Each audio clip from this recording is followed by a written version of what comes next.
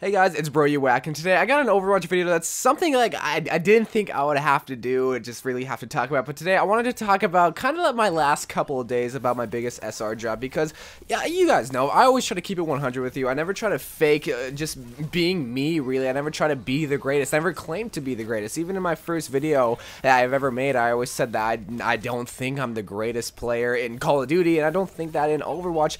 However, I always try to just be an exceptionally well type of player, because on my YouTube channel I just want to help you guys out, and it's so awesome just hearing you guys' comments saying, oh bro, you whack, you know, I climbed it to the next tier, I climbed to gold, I climbed to diamond. I even saw some comments saying that they got top 500, and it's really just awesome, and just brings like a smile to my face just seeing so many of my videos help you guys, whether it's just my tip videos for button remapping or how to improve your aim in Overwatch, whatever the case may be. I just always wanted to help you guys out, and that's just what my channel is based around right now, especially with Overwatch, but even in Call of Duty, or just trying to help you guys out with girls, with my Girls Are Whack series.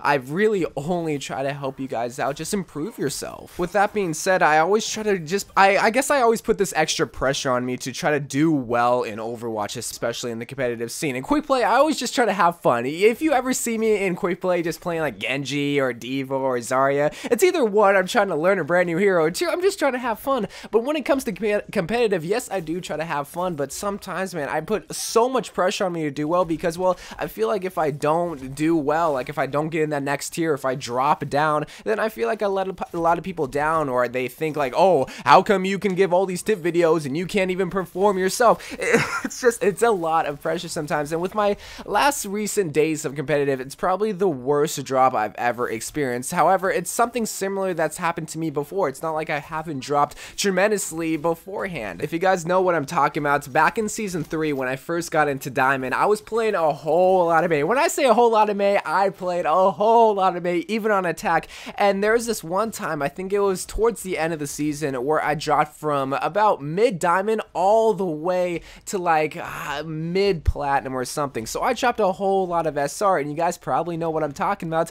It's from that Hanamura gameplay. If you guys remember, I submitted a gameplay from 2 Stylosa's Overanalyzed video, and that was probably the lowest of the low that I could have ever gone. I was playing against some gold people, and I'm ranked a diamond. Come on, man, that would just show that I dropped a whole bunch of SR. But at that point, once I got that video submitted, and once he gave me some coaching, I not only improved my Mei gameplay, but I improved so many other heroes, and just improved Overwatch overall. And from that point, I climbed from mid-platinum all the way to mid-diamond. So the reason why I'm making this video is to not complain, alright? I never want to just cry and mope and complain about my Overwatch experience, but I do want to be real with you guys, saying that even the top YouTube, and I'm not saying I'm a top YouTuber by any means, but even the YouTubers that you guys probably look up to honestly have their bad days, because with these last couple of days, I was about 38, I was almost 3,900, right? I was at very, very high masters, and recently, I don't know what happened. I don't know if it's the Reaper meta, I don't know if it's my my overconfidence with Reaper, but I just lost every single game. I won a total of 2 games, tied a total of 2 times, but I lost, like, I might be over exaggerating, but I probably not, but I lost like 15 games, and I dropped all the way to diamond. I'm at very high diamond, when beforehand I was thinking, oh my god, can I get grandmasters? Boy, I gotta get back into masters now, man. Now, even though I did experience that big SR drop, I could just sit here and whine, moan, and complain, blame my teammates, saying, oh, they're not communicating, which I think that's the biggest factor. If I do want to even blame anything besides myself, I would say that I experienced 0 communication. So many teams I got into the game, and maybe either one person was communicating or nobody, and I was literally trying to give orders to everyone. But with all that being said, with all that, I wanted to just show you guys that even on your bad days, you can climb. You can try to just restart, and that's the biggest thing that you have to remember, is that even on your bad days, if you have 3 straight bad days, sometimes you just gotta take a break. If you played your 7 competitive games, you're not gonna decay anytime soon if you are above 3K, so just take a break and just refresh your love for Overwatch, because that's the biggest thing that I have to realize, because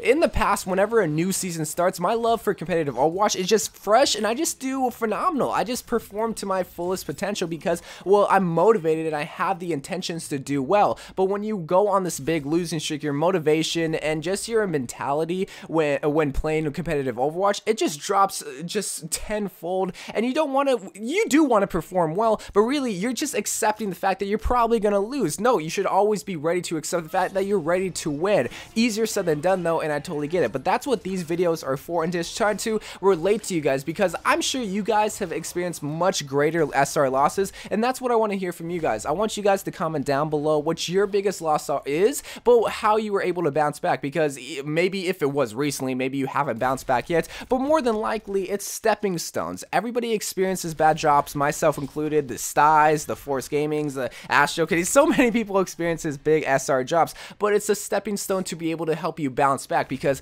once I reached that mid platinum, which was the lowest of the lows for me, I was able to bounce back to mid diamond, and then I climbed to mid masters, and I climbed to high masters, but then I tripped and I fell a lot and a lot all the way to high diamond. And some of you guys are probably thinking, man, I would love to have high diamond, but you have to remember I have very high standards for myself, and just to I don't want to say impress people, but just to show people that I can perform, I can do well. I don't really know where this commentary is going, but really I just wanted to be relatable to you, because again, I'm sure we've all experienced losses, which I generally do want to hear guys' comments in the comment section below. So just take every loss and try to learn from there, and just try to grow yourself as a person, whether that's in Overwatch or getting rejected by a girl. Everything has a learning process that you can just learn to be a better person. That's the way that I've always seen it. So I love you guys. Thank you guys for watching. More Overwatch videos to come. I will be able to climb black. Don't you worry, I'm gonna get Grandmasters. I don't know when, but it's gonna happen, baby.